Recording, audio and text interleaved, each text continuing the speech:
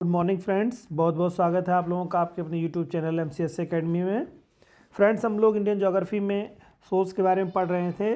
पिछली क्लास जो हम लोगों की थी वो इंडियन सोर्स के बारे में हम लोगों ने देखा था। उसमें आज हम लोग इसी क्रम में आगे बढ़ेंगे और दूसरी क्लास आज हम लोग देखेंगे और समझेंगे कि जो बचे हुए हिस्से हैं इंडियन सोर्स के बारे में, किन क्षेत्रों में पाई जाती हैं और किस मृदा की कौन सी खासियत है। ये तमाम सारे जो तथ्य हम लोगों के पिछले वीडियो में कवर नहीं हो पाए थे, इस वीडियो में हम लोग कवर करने की कोशिश करेंगे। उम्मीद कर रहा हूँ कि आप लोगों को बाकी सेगमेंट की भांति ये भी मृदा वाला टॉपिक भी काफ़ी अच्छे से समझ में आ रहा होगा और आगे भी जो भी क्लासेस लेंगे आप लोग अच्छे से उसमें आपकी समझ विकसित होगी। आइए स्टार्ट करते हैं दोस्तों और देखते हैं आज के प्रश्नों की श्रृंखलाओं में पहला प्रश्न कौन सा है। पहला प्रश्न आपके सामने है दोस्तों, डिटेल में इसको देखिए, पढ़िए और समझिए, फिर इसका आंसर आप दीजिए। चलिए, कूट थोड़े बड़े बड़े दिए गए हैं। इसके पीछे का जो मकसद है आपकी एक अच्छी समझ उस कॉन्सेप्ट पे हो जाए और लगभग काफ़ी कुछ तथ्य समझ में आ जाएं आपको, क्योंकि आईएएस के जो भी पेपर में आप प्रश्न देखेंगे वो काफ़ी लार्ज प्रश्न होते हैं। उनके जो डिटेल होती है, उनके कूटों की जो डिटेल होती है वो काफ़ी बड़ी होती है। तो इसको ध्यान में रखते हुए ही आईएएस के पैटर्न पे हम लोगों ने क्वेश्चंस को देने का प्रयास किया है। हालांकि ये हर परीक्षा के पॉइंट ऑफ व्यू से काफ़ी उपयोगी होगा आपको, क्योंकि इसमें काफ़ी कुछ तथ्य आपको समाहित किए हुए होगा अपने में। ठीक है दोस्तों, देखते हैं। पहला प्रश्न है, लाल मिट्टी के संदर्भ में कौन सा कथन सत्य है। आपको बताना है दोस्तों लाल मृदा के बारे में कौन सा स्टेटमेंट यहाँ पे आपका सही दिया हुआ है। पहला स्टेटमेंट कह रहे हैं दोस्तों, यह मृदा मुख्य रूप से प्राचीन रवेदार कायांत्री चट्टानों के अपक्षय से निर्मित होती है। यह प्रायद्वीपीय पठार के बड़े भूभाग में मुख्यतः पूर्वी भारत, दक्षिणी भारत के तमिलनाडु, पूर्वी भारत और दक्षिणी भारत के तमिलनाडु, केरल के कुछ हिस्सों में पाई जाती है। तो ये स्टेटमेंट इनका था कि जो कि बता रहे हैं कि पाई जाती है। तो क्या ये किस मृदा के बारे में क्वेश्चन आपने देखा शुरुआती दौर में? देखिए प्रश्न क्या था, इसको एक बार आपको समझना होगा कि लाल मिट्टी के संदर्भ में कौन सा कथन सत्य है। तो ये ध्यान रखिएगा कि क्या इसमें से दिया गया जो स्टेटमेंट पहला मैंने अभी आपको इसकी रीडिंग की, तो क्या ये लाल मृदा के संदर्भ में सही स्टेटमेंट है। मूल रूप से देखिए यहाँ पर आपको ध्यान देना है कि किससे बनी हुई है। तो प्राचीन रवेदार कायांत्री चट्टानों के अपक्षय से क्या लाल मृदा बनी हुई है, ये आपका यहाँ से आपको डिटेल मिल रहा है। दूसरा कह रहा है प्रायद्वीपीय भारत के एक बड़े हिस्से यानी भूभाग में भारत के पूर्वी भारत और दक्षिणी भारत के तमिलनाडु, केरल के कुछ हिस्सों में पाई जाती है क्या लाल मृदा। आपको जवाब देना है, फटाफट जवाब दीजिए आप दोस्तों। चलिए मैं तब तक दूसरा पढ़ता हूँ ऑप्शन। भारत के कुल भौगोलिक क्षेत्रफल का लगभग 20% भूभाग तमिलनाडु, कर्नाटक के कुछ हिस्से, दक्षिण पूर्वी महाराष्ट्र, पूर्वी आंध्र प्रदेश, मध्य प्रदेश, उड़ीसा, छत्तीसगढ़, भारत के छोटा नागपुर क्षेत्र सहित लाल मिट्टी से आच्छादित है। ये आपको बताया गया है इसमें से। तो क्या इसमें इसके बारे में आपको सारी डिटेल इसकी आपकी संतोषजनक है, संतुष्ट हैं आप इससे?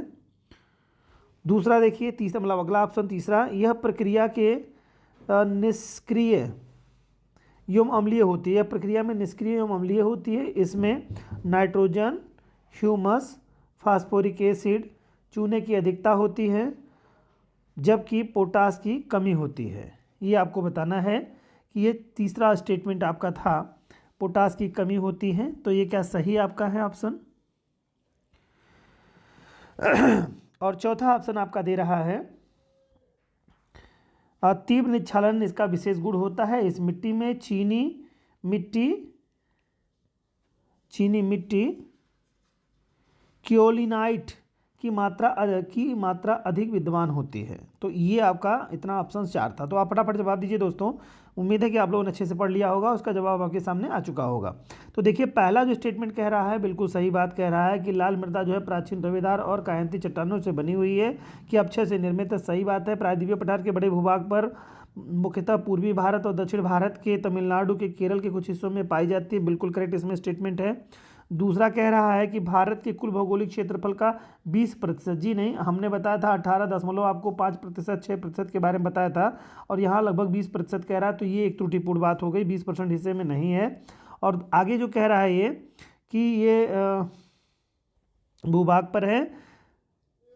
फिर इसके बाद इसमें कह रहे हैं कि तमिलनाडु, कर्नाटक और के कुछ हिस्सों में पाई जाती है, ये बिल्कुल सही बात यहाँ बता रहे हैं कि इन क्षेत्रों में ये पाई जाती है। आंध्र प्रदेश, मध्य प्रदेश, उड़ीसा और छत्तीसगढ़ और भारत के कुछ हिस्सों में नागपुर सहित, छोटा नागपुर सहित, भारत के छोटा नागपुर सहित क्षेत्रों में समाहित है लाल मिट्टी, ये बिल्कुल सही है। यानी स्टेटमेंट केवल यहाँ पर दोस्तों अगर 18 के आसपास कर दिया होता तो आपका आंसर सही हो जाता, लेकिन लगभग 20% कह रहा है, जो कि ये सही बात नहीं है। इस कारण से ये त्रुटिपूर्ण हो जा रहा है।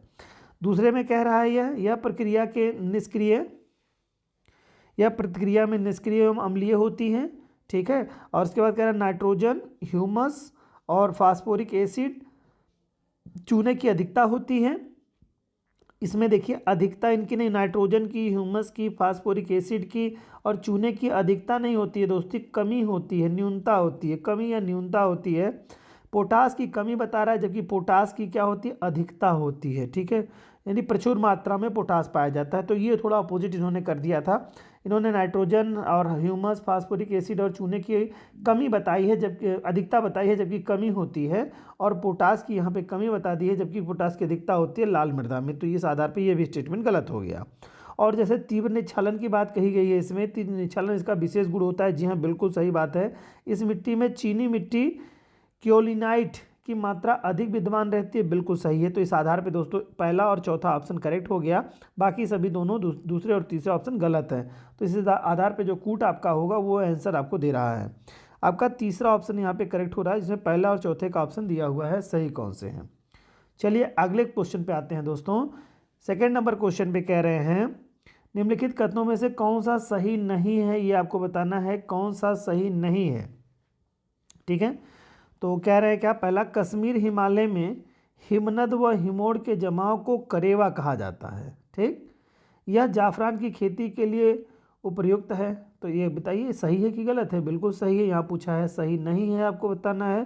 तो ये तो सही आपका है। कश्मीर हिमालय में हिमालय के हिमनद हिमोड़ के जमाव को करेवा कहा जाता है। जानते हैं केसर की खेती के लिए, जाफरान मतलब इंग्लिश वर्ड उसका है केसर का, जाफरान की खेती के लिए अवश्य जो है उपयुक्त है। बिल्कुल सही स्टेटमेंट है यहाँ दोस्तों ये। फिर दूसरा कह रहे हैं उच्च क्षेत्रों में ग्रीष्मकालीन घास के मैदान को बुग्याल कहा जाता है, जिसका प्रयोग भोटिया जनजाति ग्रीष्म ऋतु में प्रवास के रूप में करती है। जी हाँ, बिल्कुल सही स्टेटमेंट है। भोटिया जनजाति जो है अधिवास करती है, ठीक है, अधिवास करती है यहाँ पर भोटिया। और इसमें से आपको ये स्टेटमेंट भी आपका करेक्ट हो जा रहा है। यहाँ पे बुग्याल इसमें कहा है ना, बुग्याल कहा जाता है, ठीक है। और जिसका प्रयोग जो है क्या करती है, ये घाटियों में अधिवास के लिए प्रयोग करती है। बिल्कुल सही है, प्रवास के लिए, अधिवास के लिए करती है, स्टेटमेंट सही है। तीसरा कह रहा है केवल सिक्किम हिमालय में द्वार स्थलाकृतियाँ पाई जाती हैं, केवल सिक्किम में द्वार स्थितियाँ पाई जाती हैं। और इसका प्रयोग चाय बागानों के विकास के लिए किया जाता है, ठीक है। तो ये स्टेटमेंट आपका सही नहीं है, क्योंकि इसमें कह रहा है, देखिए आंशिक रूप से इसको कहें तो हम सही मान सकते हैं, लेकिन यहाँ पर शब्द चूंकि केवल लग गया है तो केवल के कारण से क्वेश्चन गलत हो जा रहा है। क्योंकि इसके अलावा दार्जिलिंग का भी जो क्षेत्र है, ठीक है, दार्जिलिंग का, ठीक है, दार्जिलिंग का जो क्षेत्र है दोस्तों, यहाँ पर भी केरल और सिक्किम और दार्जिलिंग वाले क्षेत्र में हिमालय के द्वार स्थलाकृतियाँ पाई जाती हैं। इसका उपयोग चाय बागानों के विकास के लिए किया जाता है। स्टेटमेंट तब सही होगा, लेकिन चूंकि यहाँ केवल लगा दिया है, केवल सिक्किम, तो ये गलत हो गया इस आधार पर, ठीक है दोस्तों। अगला कह रहा है द्वार बाढ़ प्रभावित क्षेत्र है जिसका निर्माण हिमालय की नदियों द्वारा लाए गए तलछट के निक्षेप से हुआ है।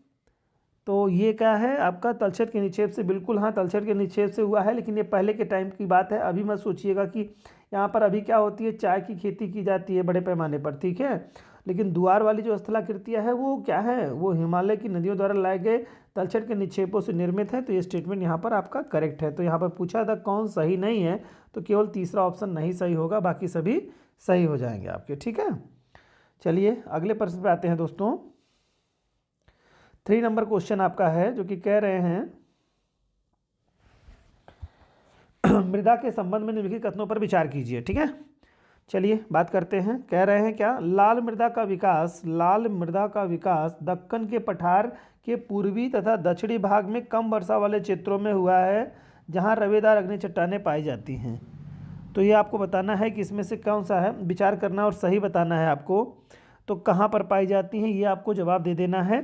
तो देखिए लाल मृदा का विकास जो है दक्कन के पठार के पूर्वी और दक्षिणी भाग, पिछले प्रश्न में पहले वाले प्रश्न में क्वेश्चन में डिटेल था दोस्तों, थोड़ा ध्यान दीजिएगा, में भाग वाले में कम वर्षा वाले क्षेत्रों में, ठीक है, कम वर्षा वाले क्षेत्रों में हुआ है, सही है ये।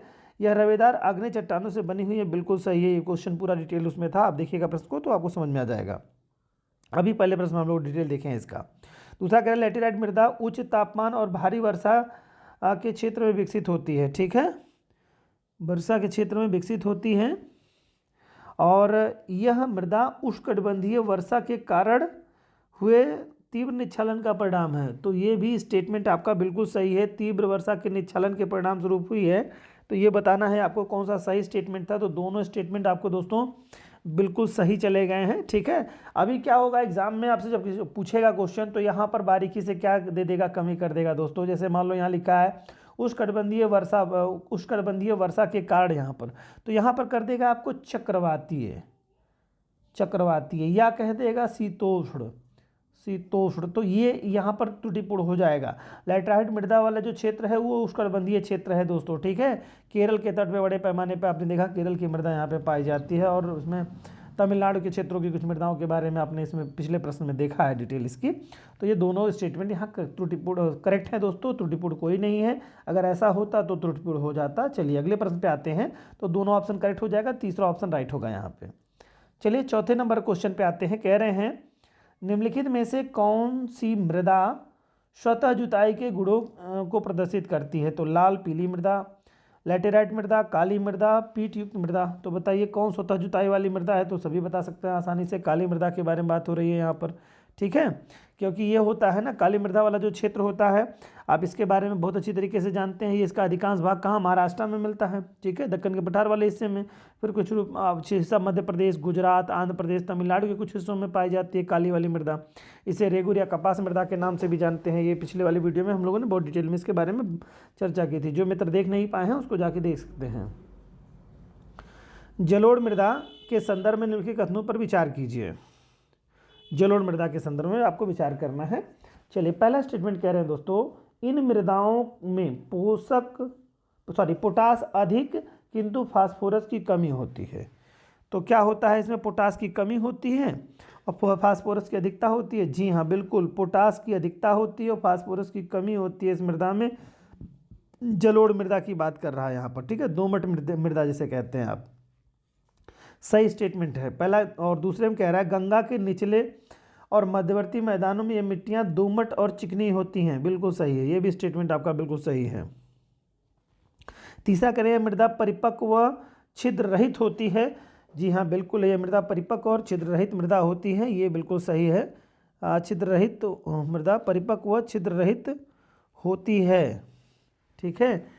यहाँ पर जो आपका कह रहे हैं, अच्छा ये देखिए ये बात जो कह रहे हैं मृदा परिपक्व व छिद्र रहित होती है, तो ये मृदा देखिए छिद्र रहित तो होती है लेकिन ये परिपक्व नहीं होती है दोस्तों, ठीक है।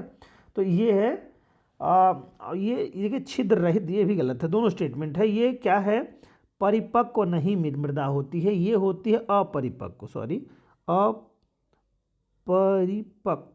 अपरिपक्व मृदा होती है, और ये छिद्र युक्त होती है दोस्तों, छिद्र युक्त होती है, ठीक है। जैसे हम लोग जिन क्षेत्रों में रहते हैं दोस्तों, उनमें देखिए क्या है, मृदा में केशिकात्व के कारण से क्या है, जहाँ सिंचाई वाले क्षेत्र होते हैं, जहाँ पर नलकूप से सिंचाई होती है, वहाँ पर केशिकात्व के कारण से वहाँ पर नमकीन वाला क्षेत्र, जैसे पंजाब हरियाणा का क्षेत्र हो गया, या आप कहिए मध्यवर्ती या पश्चिमी उत्तर प्रदेश के हिस्से होंगे जहाँ ज़्यादा सिंचाई होती है, तो ये आप देखेंगे वहाँ पर छिद्रों के माध्यम से नमक ऊपर आ जाता है धरातल पर, ज़्यादा सिंचाई करने के कारण से, तो एक लेयर बन जाती है पानी जो है, उसको जिप्सम डाल करके उसकी जो है कहिए कि उसको अनुर्वरता को ख़त्म किया जाता है, तो छिद्रयुक्त होती है और अपरिपक्व मृदा होती है दोस्तों। ये बिल्कुल सही स्टेटमेंट है, मतलब ये होता तो, लेकिन यहाँ पर दे रहा है अपरिपक्व और छिद्रयुक्त, तो ये गलत हो जाएगा दोस्तों। पूछा क्या था, सही आपको पूछा था, तो केवल पहला दूसरा सही होगा। स्टेटमेंट जो भी 3 ऑप्शन में पहला दूसरा दे रहा है, तो यही आपका ऑप्शन सही हो जाएगा दोस्तों, ठीक है दोस्तों। चलिए तो थोड़ा सा इसमें आप ध्यान रखिएगा कि ये जो दोमट मिट्टी होती है, जलोढ़ मिट्टी जिसे कहते हैं आप, ये क्या होती है, अपरिपक्व होती है और छिद्रयुक्त होती है, ठीक। चलिए अगले प्रश्न पे आते हैं। भारत में पाई जाने वाली लाल मृदा के संबंध में लिखित कथनों पर विचार कीजिए। लाल मृदा के बारे में पुनः एक प्रश्न है, चलिए इस पे देखते हैं क्या कह रहे हैं। ये कह रहे हैं यह प्रायद्वीपीय पठार के एक बृहद भूभाग में पाई जाती है, तो सही बात है यहाँ पर। फिर आगे क्या कह रहे हैं, इस मृदा का क्षेत्रीय विस्तार पूर्व में राजमहल की पहाड़ियों, उत्तर में झांसी और पश्चिम में कच्छ तक है। यह मृदा तमिलनाडु कर्नाटक के कुछ क्षेत्रों के सर्वाधिक भाग में पाई जाती है। जी हाँ, ये बिल्कुल स्टेटमेंट पिछले क्वेश्चन पे सब बेस्ड क्वेश्चन है ये, तो ये बिल्कुल सही स्टेटमेंट है यहाँ पर। दूसरा कह रहे हैं इस प्रकार की मृदा में यानी लाल मृदा में की बात हो रही है, चूंकि लाल मृदा पूछा है, इस प्रकार की मृदा में नाइट्रोजन, ह्यूमस, फास्फोरस और चूने की कमी होती है। ठीक है, कमी होती है, जी हाँ बिल्कुल सही है, कमी होती है, किंतु पोटास प्रचुर मात्रा में होता है। बिल्कुल सही है स्टेटमेंट, ये भी स्टेटमेंट आपका बिल्कुल सही दिया है। तीसरा कह रहे हैं लाल मृदा में काली मृदा की अपेक्षा अधिक निच्छालन होता है। लाल मृदा में काली मृदा की अपेक्षा अधिक निच्छालन होता है, सही है, निच्छालन होता है, ये स्टेटमेंट यहाँ तक सही है। आगे देखिए कुछ और भी बातें इसमें हैं, होता है इसी कारण से ये मृदा सामान्य उन क्षेत्रों में पाई जाती है, सामान्यतः होना चाहिए, सामान्यतः सही है, उन क्षेत्रों में पाई जाती है जहां काली मृदा वाले क्षेत्रों की अपेक्षा अधिक वर्षा होती है। तो ये भी स्टेटमेंट बिल्कुल सही है आपका है। तो इसी आधार पे दोस्तों तीनों स्टेटमेंट आपके इसके करेक्ट चले गए आपके, तो जो भी ऑप्शन होगा सभी का वही आपका राइट हो जाएगा। तो यहाँ पर 4 नंबर ऑप्शन सभी में दिया है, ये आपका सही हो जाएगा। 7 नंबर प्रश्न पे आते हैं दोस्तों। कह रहे हैं भारत में पाई जाने वाली निम्नलिखित मृदाओं में से मृदाओं को उनके क्षेत्रीय विस्तार के अनुसार आरोही क्रम में व्यवस्थित कीजिए, यानी कि समझ रहे हैं उनका विस्तार जो है आरोही मतलब बढ़ते हुए क्रम में करिए। तो देखिए सबसे ज़्यादा क्षेत्र में पाई जाती है क्या, जलोढ़ मृदा पाई जाती है। दूसरे नंबर पर क्या, लाल मृदा पाई जाती है। तीसरे नंबर पर क्या पाई जाती है, काली मृदा। और चौथे नंबर पे क्या है, लैटेराइट मृदा। तो यहाँ पे क्रम जब बनेगा तो लैटेराइट मृदा का नंबर 1 स्थान पे आ जाएगी, क्योंकि हमको बढ़ते हुए क्रम में लिखना है। तो सबसे कम है लैटेराइट मृदा, फिर इसके बाद में हमारी कौन से है, काली मृदा है हमारी, और फिर इसके बाद हमारी लाल मृदा है, फिर इसके बाद हमारा चौथे नंबर पे कौन सा आ जाएगा, सबसे अधिक मृदा वाला जलोढ़ मृदा आपका आ जाएगा। तो ऑप्शन क्या होना चाहिए दोस्तों, जो भी क्रम में आप देखेंगे तो पहला जो होना चाहिए, दूसरा होना चाहिए, पहला यहाँ पे ऑप्शन सॉरी यहाँ पर ऑप्शन जो देंगे तो यहाँ पे दूसरा वाला पहले होना चाहिए, दूसरा, चौथा, तीसरा और चौथा होना चाहिए, ये आपका ऑप्शन होना चाहिए। तो कहाँ कहाँ दिया है, दूसरा चौथा, देखिए इसमें दे दूसरा चौथा, पहला और तीसरा दे रहा है, गलत है, ये स्टेटमेंट गलत है। देखिए किस में सही होगा इसमें, हाँ देखिए क्या कह रहे हैं, देखिए दूसरे वाले को पहले कर दिया, ठीक है, दूसरे वाले को कर रहा है, फिर इसके बाद चौथे वाले को कर रहा है, फिर तीसरे वाले को, फिर पहले वाले को, यही ऑप्शन आपका करेक्ट हो जाएगा। ठीक है दोस्तों, यहाँ पर देखना था ना, क्योंकि ये जो पहले नंबर पर है वो सबसे लास्ट में लिखा जाएगा दोस्तों, तो एक वाला इसे लिखा जाएगा तो एक क्रम हो जाएगा, और सबसे ज़्यादा कम मात्रा में जो पाई जाती है वो लैटेराइट मृदा है। ठीक है, चलिए अगर आपको याद है तो दोस्तों हमको कमेंट बॉक्स में लिख के बताइए किसका विस्तार कितने प्रतिशत है, कौन सी मृदा का। पिछले प्रश्न में हम लोगों ने डिटेल देखी थी। कह रहा है निम्नलिखित कथनों पर विचार कीजिए, नहीं सॉरी, कह रहे हैं निम्नलिखित मृदा और उन्हीं की विशेषताओं के संदर्भ में कौन सा कथन सत्य है, उन्हीं की विशेषताओं के संदर्भ में कौन सा कथन आपको सही दिया गया है ये बताना है आपको, नहीं कौन सा कथन सत्य नहीं है, सॉरी सत्य नहीं स्टेटमेंट बताना है आपको, कौन सा स्टेटमेंट सत्य नहीं है। ठीक है, जलोढ़ मृदा के बारे में कह रहे हैं यह मृदा देश के कुल क्षेत्रफल का सही नहीं बताना है, ध्यान रहे आपको, और आपको देखना है कि कौन सही नहीं है। यह मृदा देश के कुल क्षेत्रफल के 43% भाग को आच्छादित करती है, यहाँ तक तो स्टेटमेंट सही है बिल्कुल। फिर कह रहा है यह निक्षेपित मृदा है जिन्हें नदियों व धाराओं ने वाहित व निक्षेपित किया है, बिल्कुल सही है। राजस्थान में एक संकीर्ण गलियारे के रूप में हुई यह किया है, राजस्थान में ये एक संकीर्ण गलियारे से होती हुई, हाँ ये सही है, होती हुई यह गुजरात के मैदानों तक विस्तारित हैं, बिल्कुल सही बात है, यहाँ पर है, यहाँ तक सही है। प्रायद्वीपीय क्षेत्र में यह पूर्वी तट की नदियों की डेल्टाओं और नदी घाटियों में पाए जाते हैं, तो बिल्कुल सही है। जलोढ़ मृदा के बारे में ये स्टेटमेंट सही है, बताना आपको कौन सा सही नहीं है। तो चलिए आगे देखते हैं, लाल मृदा के बारे में देखते हैं क्या कह रहे हैं यहाँ पे। लाल मृदा पे कह रहे हैं यह दक्षिण यह दक्षिण में तमिलनाडु से लेकर उत्तर में बांग्लादेश बुंदेलखंड और पूर्व में राजमहल की पहाड़ियों से लेकर पश्चिम में कच्छ तक लगभग 18.6% तक आच्छादित है। ये मृदा आर्किन, ग्रेनाइट, नीस एवं अन्य रवेदार होना चाहिए, अन्य रवेदार चट्टानों,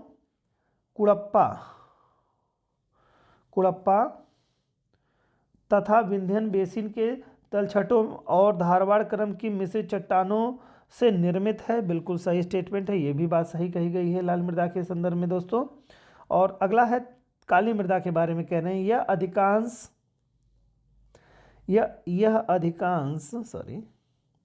अधिकांश दक्कन पठार को आच्छादित करती है, जिसमें महाराष्ट्र, मध्य प्रदेश, गुजरात, आंध्र प्रदेश के अधिकतम भाग और तमिलनाडु के कुछ भाग शामिल हैं। यह मृदाएं देश के कुल क्षेत्रफल का 15% आच्छादित करती हैं, तो 15 पॉइंट समथिंग है, लगभग 15% है, तो सही है बिल्कुल, ये भी सही बात कह रहे हैं। पॉइंट में जब डिफरेंसेस रहे दोस्तों तो उसको बस आप प्लस माइनस करके कर सकते हैं। जब 1 से 2 पॉइंट का डिफरेंसेस हो तो ही मोस्टली प्रश्न गलत और सही होने के चांसेस बनते हैं। पॉइंट में डिफरेंसेस बहुत रेयर ही दिया रहता है कहीं पर, ठीक है। तो चलिए आगे देखते हैं लैटेराइट मृदा के बारे में क्या कह रहे हैं। यह देश के कुल क्षेत्रफल का 6.7%, जी हाँ यहीं तो पकड़े गए, 6.4 नहीं है, ये कहाँ पर है, 3.47% है, 3.7% है इसका विस्तार, यहीं गलत हो गया ये। यह देश के कुल क्षेत्रफल का 6.7% को आच्छादित करती है। इसका विकास मुख्य रूप से पश्चिमी घाट, पूर्वी घाट, राजमहल पहाड़ियाँ, सतपुड़ा और विंध्यन के शिखरों पर हुआ है। यह निम्न स्तरों और घाटियों में पाई जाती हैं, तो बिल्कुल सही स्टेटमेंट यहाँ तक है, लेकिन जब सही होगा जब 3.7 होगा, यहाँ 6.7 लिखने के कारण से ये त्रुटिपूर्ण हो गया दोस्तों, तो स्टेटमेंट ये गलत हो गया, बाकी सभी सही हैं यहाँ पे। अगर आपको सही सभी स्टेटमेंट करने हैं तो आप 3.7 कर लीजिएगा, यहाँ पर 6.7 को 3.7 कर लेंगे तो ये करेक्ट हो जाएगा, यानी लगभग 4% के आसपास आप लैटेराइट मृदा का विस्तार भारतवर्ष में पाया जाता है। कुल मोटी मोटी बात ये है। चलिए अगले प्रश्न पे आते हैं दोस्तों। तो यहाँ पर ऑप्शन इस आधार पे क्या हो जाएगा दोस्तों कि पहला, दूसरा, तीसरा तो सही हो जाएगा, और इसमें से कह रहा है केवल एक गलत पूछा है ना, तो गलत में से आपका यही केवल एक गलत हो जाएगा, 4 नंबर ऑप्शन आपका गलत आंसर आ जाएगा, ठीक है, 4 नंबर यही गलत हो जाएगा आपका, बाकी सभी सही हैं। चलिए अगले प्रश्न पे देखते हैं। 9 नंबर क्वेश्चन है, भारतीय उपमहाद्वीप के दक्कनी क्षेत्र में पाई जाने वाली काली मृदा के संदर्भ में निम्नलिखित कथनों पर विचार कीजिए, ठीक। चलिए देखते हैं क्या कह रहा है। नाइट्रोजन, फास्फोरस और कार्बनिक पदार्थों से समृद्ध होती है ये मृदा, तो बिल्कुल बताइए दक्कनी मृदा कौन है, काली मृदा की बात कर रहा है, बिल्कुल बताइए सही है ये स्टेटमेंट। यहाँ पर क्या है आपका, क्या कह रहा है, जस्ट मिनट फिर से देखिए इसमें क्या कह रहा है। भारतीय उपमहाद्वीप के दक्कनी क्षेत्र में पाई जाने वाली काली मृदाओं के संदर्भ में लिखित कथनों में से विचार करें आपको, ठीक है। तो काली मृदा के संदर्भ में आपको विचार करना है, ठीक। तो क्या कह रहा है इसमें कह रहा है नाइट्रोजन, फास्फोरस, ठीक है, नाइट्रोजन, फास्फोरस कार्बनिक पदार्थों से समृद्ध होती है, जी नहीं समृद्ध नहीं होती, इसमें अभाव होता है, अभाव होता है, किसका अभाव होता है, फास्फोरस, नाइट्रोजन, कार्बनिक पदार्थों का इसमें अभाव होता है, ठीक है। तो ये गलत हो गया स्टेटमेंट यहाँ पे आपका। नाइट्रोजन, फास्फोरस और कार्बनिक पदार्थों का क्या होता है मित्रों, यहाँ पर अभाव पाया जाता है। समृद्धि किसकी होती है, इसमें मैग्नीशियम की होती है, एल्युमिनियम की होती है, लोहे की चूना जो है कि अधिकता होती है, कैल्शियम की भी होती है, पोटास भी होता है, ये सब चीज़ों के से समृद्ध है, ठीक। हल्कापन क्या आ जाता है इसमें हल्कापन इसमें आ जाता है, फास्फोरस और नाइट्रोजन और कार्बनिक पदार्थों का अभाव आ जाता है, यानी कमी पाई जाती है। तो फिर से एक बार ध्यान रखिएगा, चूना, लोहा, मैग्नीशियम, कैल्शियम, पोटास, एल्युमिनियम और मैग्नीशियम कार्बोनेट से ये पूरी तरह से समृद्ध मृदा होती है, ठीक है दोस्तों। तो ये बात ध्यान रखिएगा, इसमें समृद्ध होती है और फास्फोरस, नाइट्रोजन और कार्बन का अभाव होता है। तो यहाँ समृद्धि कह दिया गया था, साथ गलत हो गया। यूएसडीए ये आपकी एक संस्था है अमेरिका की, जो कि एग्रीकल्चर का वर्गीकरण करती है दोस्तों, ठीक है। यूनाइटेड स्टेट डेवलपमेंट एग्रीकल्चर, ऐसे डिपार्टमेंट ऑफ एग्रीकल्चर है ये, इसका फुल फॉर्म है, के अनुसार ये एंटीसॉल के रूप में परिभाषित है। हाँ, यानी कि कह रहा है कि इसको एंटीसॉल के रूप में माना जाता है, ये आपने किया है इसको, तो एंटीसॉल के रूप में परिभाषित है, जी नहीं, एंटीसॉल के रूप में नहीं इसको परिभाषित किया गया है, यहाँ पर ये वर्टिसॉल के रूप में परिभाषित किया गया है। एंटीसॉल की जगह पर लिखा होता अगर वर्टिसॉल यानी काली मृदा को वर्टिसॉल कहा जाता है। किसको? काली मृदा की बात कह रहा है, और इसमें बताया है एंटीसॉल कह रहा है, जो कि गलत हो गया दोस्तों यहाँ पर। ठीक, चलिए यह कह रहा, अगला कह रहा है तीसरा, यह गीली होने पर फूल जाती है तथा चिपचिपी हो जाती है और सूखने पर सिकुड़ जाती है। हाँ, ये सही है, सूखने पे सिकुड़ जाती है और क्रैक्स आ जाते हैं इसमें, बिल्कुल सही है आपका स्टेटमेंट, यानी दोनों स्टेटमेंट गलत हैं, केवल तीसरा स्टेटमेंट यहाँ पर सही है दोस्तों आपका। ठीक है, चलिए अगले प्रश्न पे आते हैं।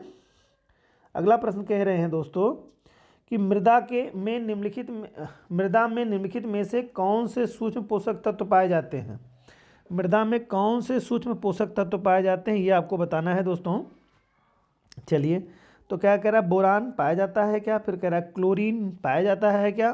फटाफट बताइए। कार्बन, मालिब्डेन और लोहा अयस्क, यानी लोहा।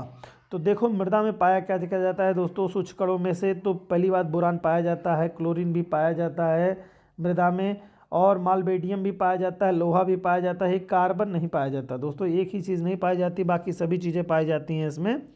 ठीक है, और मृदा से प्राप्त होने वाले जो आपके पोषक तत्व हैं उनको जो है कई भागों में विभक्त किया गया है। प्राथमिक पोषक तत्व, द्वितीय पोषक तत्व और सूक्ष्म पोषक तत्व, इस तरह से इनका क्लासिफिकेशन किया गया है। ठीक है दोस्तों, तो ये चीज़ थोड़ी सी ध्यान रखिएगा।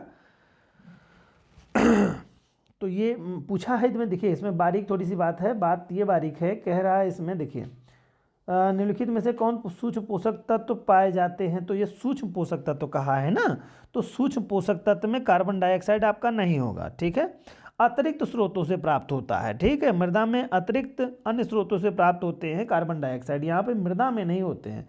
यहाँ पर कह दिया है, यही बात यहाँ पे बारीक हो गई है कि मृदा में निम्नलिखित में से कौन से सूक्ष्म पोषक तत्व पाए जाते हैं। तो सूक्ष्म पोषक तत्वों में मैं क्रम से बता दे रहा हूँ, आप जान लीजिएगा। बोरान है, ये तो दिया ही है, क्लोरीन है, इसमें भी दिया हुआ है, और क्या क्या दिया है देखिए। फिर कह रहा है मालिब्डेन दिया है, लौह अयस्क दिया है, जी हाँ ये सब भी होता है। इसके अलावा जस्ता होता है, ये सूक्ष्म की बात हो रही दोस्तों, जस्ता होता है, लोहा आपको बताया ही गया है, तांबा होता है, ठीक है, मैग्नीज होता है, मैग्नीज, ठीक है, ये चीज़ें होती हैं। तो आप इसका ध्यान रखिएगा। तो आपको क्या क्या मिल गया यहाँ पे? कार्बन नहीं मिलता है यहाँ पे सूक्ष्म रूप में, मालिब्डेनियम मिलता है, लोहा मिलता है, जस्ता मिलता है, तांबा मिलता है, मैग्नीज मिलता है, आपको बोरान मिलता है, क्लोरीन मिलता है, क्लोरीन नहीं लिखा था यहाँ पे, क्लोरीन मिलता है, और लोहा तो आपको लिखा ही है यहाँ पे। ठीक है, तो ये बात ध्यान रखिएगा, मैग्नीज हो जाएगा, तांबा हो जाएगा, जस्ता हो जाएगा, क्लोरीन हो जाएगा, बोरान हो जाएगा, ठीक है, क्लोरीन हो जाएगा, तांबा हो जाएगा, ये सब सारी चीज़ें आपकी पाई जाती हैं। तो इस तरह से कुल टोटल आपके जो पदार्थ पाए जा रहे हैं, लगभग 7 पदार्थ आपके पाए गए इसमें। ठीक है, देखिए एक क्लोरीन हो गया, जस्ता हो गया, तांबा हो गया, मैग्नीज हो जाएगा, बोरान हो जाएगा, और मालिब्डेनियम हो जाएगा। ठीक है, ये सब सारी चीज़ें आपकी इसमें पाई जाती हैं। चलिए, तो ये चीज़ थी। और इसमें देखिए सूक्ष्म रूप से नहीं, मैंने बताया ना, इसके अलावा जल है, ये भी क्या होता है, अन्य स्रोतों से प्राप्त होता है ना। ऑक्सीजन है, ये भी वायु द्वारा प्राप्त होता है, जलवायु वायु से प्राप्त होता है ऑक्सीजन इसमें से। तो बात मृदा की केवल कह रहा है दोस्तों, यहाँ पर इस बात को ध्यान देना है, मृदा में सूक्ष्म तत्वों की बात कह रहा है। और प्राथमिक तत्व कहता है अगर दोस्तों, तो प्राथमिक तत्व मैं बता दूँ, चलिए नोट कर लीजिए आप लोग। नाइट्रोजन ये प्राथमिक तत्व हो जाएगा, फास्फोरस, नाइट्रोजन, फास्फोरस और पोटास, ठीक, पोटेशियम कर लीजिए, पोटेशियम, ठीक है, नाइट्रोजन, फास्फोरस और पोटेशियम या पोटास आप कह सकते हैं इसको। तो इसकी जो है ये प्राथमिक तत्व होता है, ये प्राथमिक तत्व होता है, प्राथमिक पोषक तत्व होता है, प्राथमिक पोषक तत्व है ये मृदा में। और द्वितीय पोषक तत्व मृदा के वो कौन से हैं दोस्तों, वो आपको ध्यान देना है। कैल्शियम है, कैल्शियम, मैग्नीशियम, ठीक है, और सल्फर है, ये ध्यान रखिएगा। ये 3 है, कैल्शियम, मैग्नीशियम और सल्फर द्वितीय पोषक तत्व है। प्रथम में नाइट्रोजन, फास्फोरस और पोटेशियम है, ये आपके हो जाएंगे। ठीक है, और बाकी सूक्ष्म का तो मैंने अभी बता दिया आपको। ओके, ये चीज़ें ध्यान रखिएगा। मृदा में प्राथमिक पोषक तत्व जो आपके हैं वो कौन है, नाइट्रोजन, फास्फोरस और पोटेशियम है। द्वितीय पोषक तत्व मृदा में कौन से हैं, कैल्शियम है, ठीक है, मैग्नीशियम है और सल्फर है, ये द्वितीय है। और तृतीय में आपने देखा ही, यहाँ पर मैंने बताया, बोरान है, क्लोरीन है, तांबा है, लोहा है, मैग्नीज है, मालिब्डेनम है और जस्ता है आपका। ठीक, चलिए अगले प्रश्न पे आते हैं दोस्तों। तो इस आधार पे क्या हो जाएगा आपका ऑप्शन, ऑप्शन में देख लीजिएगा। तो ये तीसरा वर्ष छोड़ के बाकी सभी इसमें दिए हुए हैं, चारों यहाँ ऑप्शन। तो पहला, दूसरा, चौथा और पांचवा का ऑप्शन थर्ड में है, ये राइट हो जाएगा आंसर आपका। 11 नंबर क्वेश्चन कह रहे हैं निम्नलिखित में से कौन सा लवण युक्त मृदा में प्रचुरता से पाए जाते हैं। लवण युक्त मृदा में प्रचुरता से पाए जाते हैं, यानी कि जो नमकीन वाला है आपका, वो कहाँ पाए जाते हैं, किस में पाए जाते हैं, ये बताना है आपको। लवण युक्त मृदा में प्रचुर मात्रा में क्या क्या पाया जाता है। तो क्या कह रहे हैं, पहला सोडियम कह रहे हैं, दूसरा कह रहे हैं कैल्शियम, तीसरा कह रहे हैं ये मैग्नीशियम, चौथा कह रहे हैं सोडियम कार्बोनेट। तो क्या नहीं पाया जाता है या क्या क्या पाया जाता है, ये बताना है आपको। प्रचुर मात्रा में क्या क्या पाए जाते हैं। देखिए सोडियम पाया जाता है, कैल्शियम पाया जाता है, मैग्नीशियम पाया जाता है, यही सोडियम कार्बोनेट नहीं पाया जाता दोस्तों। ठीक है दोस्तों, सोडियम कार्बोनेट जो है नहीं पाया जाता। ये किसकी होती है, ये देखिए यहाँ पर बात कहा है इसमें, लवण है ना, लवण युक्त है, यानी अम्लीय हो गया। ये लवण मतलब हो गया अम्लीय। और ये जो सोडियम कार्बोनेट है ये क्षारीय में पाया जाता है, क्षारीय मृदा में। तो ध्यान रखिएगा आप लोगों को, लवणीय मृदा में आपका सोडियम, पोटेशियम और मैग्नीशियम, सोडियम, पोटेशियम और मैग्नीशियम पाया जाता है। ये किस मृदा में पाया जाता है, अम्लीय, अम्लीय या लवण। ठीक है, मृदा में आपको पाया जाएगा। ठीक है, जबकि क्षारीय मृदा में आपका सोडियम के लवण प्रचुर मात्रा में पाए जाते हैं। ठीक है, क्षारीय मृदा में सोडियम के लवण पाए जाएंगे। ठीक है, तो ये थोड़ा सा ध्यान रखना है आपको कि यहाँ पर ऑप्शन ये 4 नंबर नहीं सही होगा। ठीक है, तो यहाँ पर होगा क्या सही आपका, यही 3 आपके सही हो जाएंगे अम्लीय मृदा में। ठीक, अम्लीय या लवणीय मृदा जो है आपके सोडियम सल्फेट और कैल्शियम, मैग्नीशियम ये पाए जाते हैं। क्षारीय मृदा में सोडियम के जो है पाए जाते हैं, सोडियम के लवण पाए जाते हैं प्रचुर मात्रा में। ठीक, चलिए अगले प्रश्न में। तो इसका ऑप्शन देखिएगा, पहला, दूसरा, तीसरा जो सही होगा वो दूसरे ऑप्शन में दे रहा है, करेक्ट हो जाएगा। 12 नंबर क्वेश्चन कह रहे हैं निम्नलिखित कथनों पर विचार करें। ठीक है, फिर कह रहा है फेरो मैग्नीशियम पदार्थों से समृद्ध चट्टानों का अपक्षय लाल रंग की मृदा में वृद्धि करती है, लाल रंग की मृदा में वृद्धि करती है। जी हाँ, बिल्कुल सही कह रहा है। फेरो मैग्नीशियम पदार्थों से समृद्ध चट्टानों का अपक्षय लाल रंग की मृदा में वृद्धि करती है, सही है। दूसरा कह रहे हैं समान जलवायु दशाओं में, समान नहीं समान होना चाहिए दोस्तों, समान जलवायु दशाओं में मूल पदार्थों के दो भिन्न प्रकार समान प्रकार की मृदा उत्पन्न करते हैं। दो भिन्न प्रकार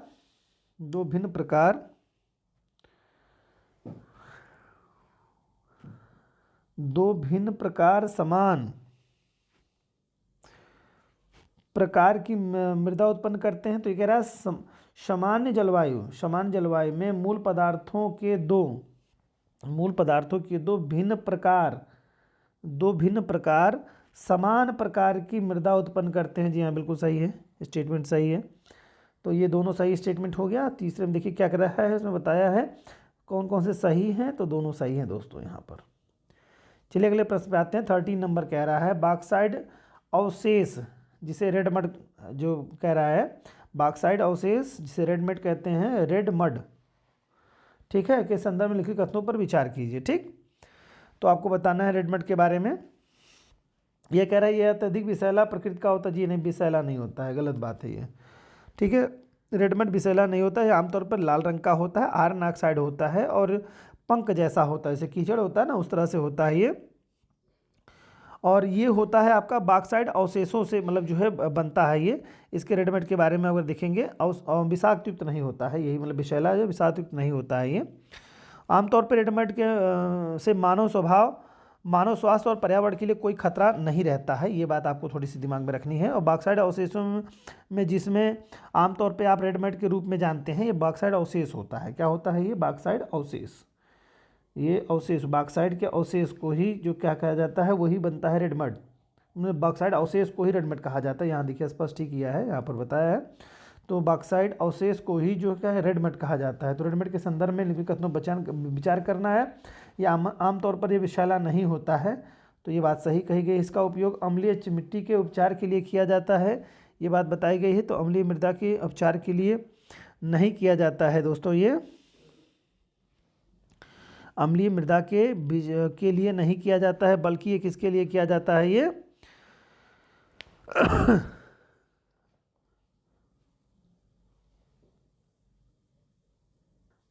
तो दोस्तों इसमें जो कहा गया है इसका उपयोग अम्लीय मिट्टी के उपचार के लिए किया जाता है। जी हाँ, ये सही स्टेटमेंट है। मैंने त्रुटिपूर्ण अभी आपसे कह दिया था कि नहीं है, बल्कि ये नहीं है। ये देखिए विषैला यहाँ कह रहा है ना, विषाक्त युक्त नहीं होता है, तो ये गलत हो जाएगा आपका। अत्यधिक विषैले प्रवृत्ति का होता है तो ये गलत हो जाएगा आपका, ये गलत हो जाएगा। नहीं, विषैले प्रवृत्ति का नहीं होता है, बल्कि ये सही है आपका। अम्लीय मिट्टी के उपचार के लिए किया जाता है इसका बॉक्साइट अवशेष का यानी रेड मड का उपयोग किया जाता है। तो ये दूसरा आपका सही हो जाएगा, पहला गलत हो जाएगा दोस्तों। तो ऑप्शन सेकंड राइट आंसर हो जाएगा। चलिए अगले प्रश्न पे आते हैं।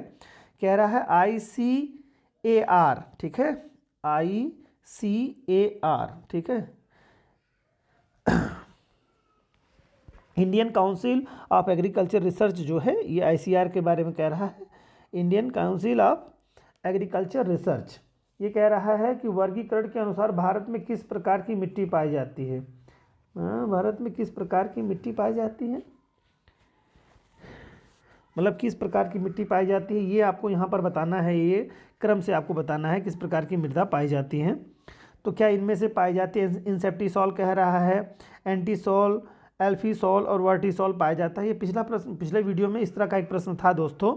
तो इसके क्लासिफिकेशन में कहा गया है ICAR जो आपका है इंडियन काउंसिल ऑफ यानी कि परिषद, Indian council of agriculture research जो है, ये कह रहा है इसके वर्गीकरण में भारत में किस प्रकार की मिट्टियाँ पाई जाती हैं। तो ये सभी प्रकार की, मैंने बताया था ना दोस्तों, क्योंकि टोटल 7 प्रकार और एक अन्य प्रकार लेकर के 8 प्रकार का इन्होंने बताया है। और सबसे ज़्यादा मात्रा में जो पाई जाती है 39.74% मैंने बताया था इंसेप्टिसॉल मृदा का होता है। फिर एंटीसॉल मृदा के बारे में हमने बताया था लगभग 28.28% मैंने पिछले वीडियो में बताया था। अगर ध्यान से आपने देखा होगा तो आपको याद होगा। फिर इसके बाद में मैंने एल्फीसॉल बताया था, लगभग 13.55% एल्फीसॉल मिलती है। फिर वर्टिसॉल के बारे में अभी हम लोगों ने बात की थी कि इसके बारे में पिछले क्वेश्चन में दिया था ना, काली मृदा के बारे में। काली, आप लोग कमेंट बॉक्स में लिखिए, फटाफट बताइए कि काली मृदा को इनमें से क्या कहा जाता है।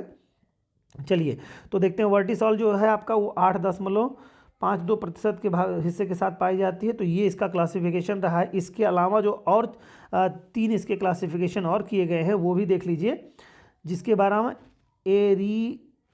एरिडीसॉल है, एरिडीसॉल्स या सॉल्स कह सकते हैं, सॉल्स कहिए, मृदा है, एरिडीसॉल्स है। इसका लगभग 4.28% जो है इसका विस्तार पाया जाता है भारतवर्ष में। और ये अल्टीसॉल्स, अगला होगा अल्टीसॉल्स, जो कि इसका विस्तार 2.51% है, ठीक है। और अगला आपका लास्ट जो है मालीसॉल्स है, ठीक है, मालीसॉल्स है। ये इसका विस्तार लगभग 0.40% है, लगभग करीब में 0.40 आपका है। तो 40 नहीं पढ़ते इसको, 0.40 कहेंगे आप इसको। और इसके अलावा अन्य, मैंने कहा है अन्य मृदा का इन्होंने क्लासिफिकेशन बनाया, जो कि 2.92% अन्य मृदाएँ पाई जाती हैं। तो ये आपका कुल टोटल 8 प्रकार की मृदाएँ रही हैं जो कि आपको देखना है। चलिए, तो ये आपका सारा क्लासिफिकेशन हो गया। तो यहाँ पर चारों प्रकार की मृदा का उपयोग सही दिया है दोस्तों। तो यहाँ पर चारों ऑप्शन बिल्कुल करेक्ट हो जाएंगे। यहाँ पे ऑप्शन जो आपका होगा 4 नंबर का करेक्ट आंसर होगा, ठीक है। ओके, अगले प्रश्न पे आते हैं। 15 नंबर क्वेश्चन है, कह रहा है मृदा परीक्षक के संदर्भ में क्या सही है। मृदा परीक्षक के संदर्भ में क्या सही है ये आपको बताना है। पहला कहे यह बंजर भूमि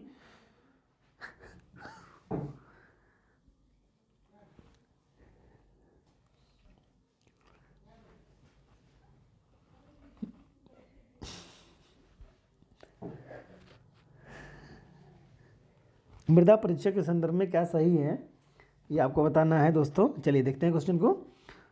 कह रहा है यह बंजर भूमि को पुनर्जीवित करने के लिए कृषि एवं किसान कल्याण मंत्रालय द्वारा सॉरी दोस्तों, हाँ दोस्तों देखते हैं, यह बंजर भूमि को पुनर्जीवित करने के लिए कृषि एवं किसान कल्याण मंत्रालय द्वारा शुरू की गई पहल है। ये पहला स्टेटमेंट दे रहा है, कौन सा आपको सही है ये बताना है दोस्तों। और दूसरा कह रहा है यह मृदा की उत्पादकों को बढ़ाने के लिए एक सिंचाई पद्धति है।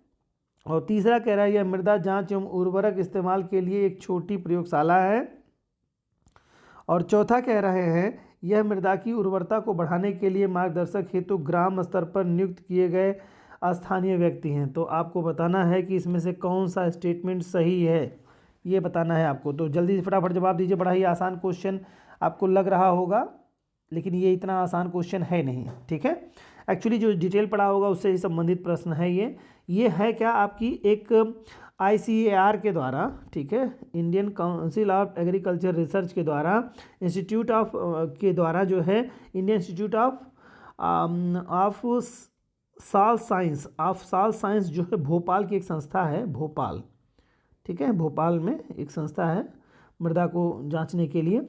इसने मृदा परीक्षण नामक एक मिनी लैब को विकसित किया है। क्या नाम है? मृदा परीक्षक नामक मिनी लैब, ठीक है, नामक मिनी लैब जो है, मिनी लैब की एक व्यवस्था की है, ठीक है, जिसके अंतर्गत मृदा के स्वास्थ्य को निर्धारित किया जाएगा। ये एक इनका एक प्रोजेक्ट है, उसमें ये किया गया है कि जहाँ मृदा के स्वास्थ्य को निर्धारित किया जाएगा।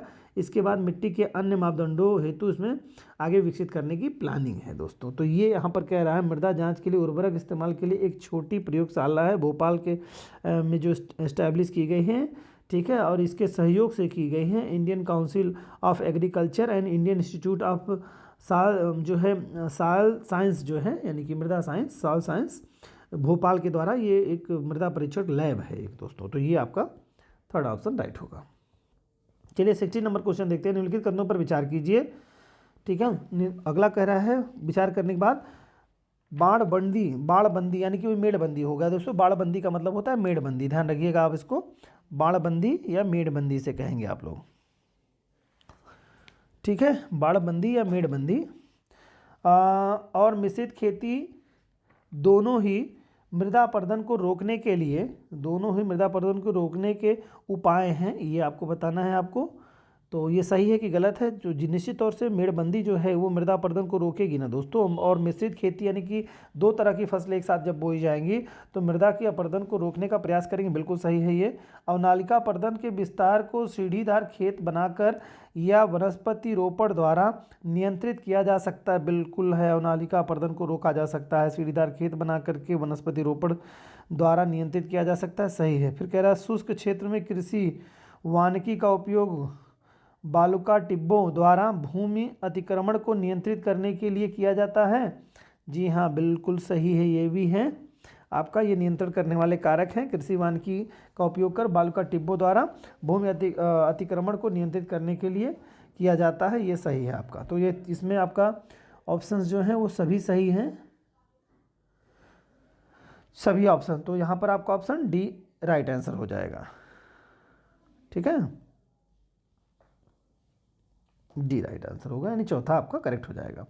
17 नंबर पर कह रहे हैं कथनों में से विचार कीजिए, कथनों में से कौन सा सही नहीं है दोस्तों। इसमें विचार करिए, सही नहीं है तो कौन सा सही स्टेटमेंट नहीं है ये बताना है आपको। काली मिट्टी को स्थानीय भाषा में रेगुर कहा जाता है, तो इसमें कोई डाउट ही नहीं आपको है, बिल्कुल। और क्रेब्स के अनुसार जो है रेगुर मिट्टी अनिवार्य रूप से एक अपरिपक्व मिट्टी होती है, तो ये आपको बताना है।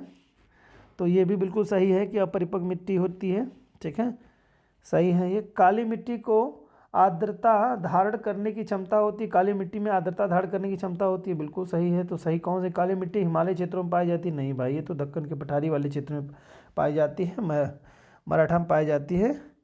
तो ये क्या कह रहा है यहाँ पर देखिए एक चीज़ थोड़ी त्रुटिपूर्ण है, क्रैब ने जो कहा है कि ये स्टेटमेंट ही गलत कह दिया गया। क्रैब के अनुसार रेगुर मिट्टी अनिवार्य रूप से एक अपरिपक्व मिट्टी होती है, नहीं दोस्तों, ये परिपक्व मिट्टी होती है। तो यानी ये भी आपका गलत हो जाएगा। तो दो स्टेटमेंट इस पे तो गलत हो गया आपका। तो यानी कि यहाँ पर ऑप्शन के आधार पे था नहीं दोस्तों, ये गलत हो गया। यहाँ पर परिपक्व मृदा इन्होंने कहा है, ये गलत इसमें लिख दिया गया है।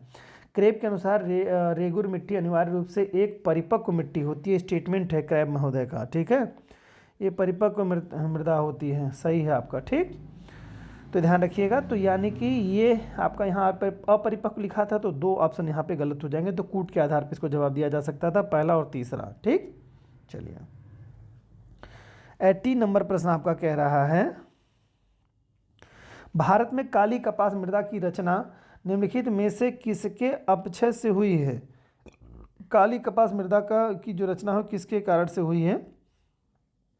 भूरी वन मृदा से हुई है, विदर्भ फिसर ज्वालामुखी चट्टानों से हुई है, और कह रहा है ग्रेनाइट और सिस्ट से हुई है, और चौथा कह रहा है सैल और चूना पत्थर से हुई है। तो इसमें तो कोई बहुत डाउट की बात ही नहीं है आपको, यही ज्वालामुखी निर्मित चट्टान ही है आपको। विदर फिशर जो कह रहा है यहाँ पर ज्वालामुखी चट्टान, बिल्कुल सही ऑप्शन हो जाएगा यहाँ पर, सेकंड ऑप्शन राइट आंसर होगा। 19 नंबर क्वेश्चन आपका दे रहे हैं, गहन कृषि क्षेत्र में उपजाऊ जलोढ़ मृदा लवणीय मृदा में परिवर्तित हो रही है, और इस संदर्भ में निम्नलिखित कथनों पर विचार कीजिए। ये आपका स्टेटमेंट है, ठीक है, जिसमें आपको क्या बताना है दोस्तों, गहन कृषि क्षेत्र में उपजाऊ जलोढ़ मृदा लवणीय मृदा में परिवर्तित हो रही है, यानी कि जलोढ़ मृदा जो है वो लवणीय मृदा में बदल जा रही है। इस संदर्भ में लिखित कथनों पर क्या विचार करना है आपको, ये बताना है, विचार करना है। और उसके बाद देखिए क्या बताना, सही या गलत, क्या पूछा है, सही बताना है। तो दो स्टेटमेंट दे रहा है और कह रहा है कि जो जलोढ़ मृदा है वो लवणीय मृदा में परिवर्तित हो रही है, तो उससे संबंधित जो स्टेटमेंट है वो क्या सही हैं, तो ये बताना है आपको।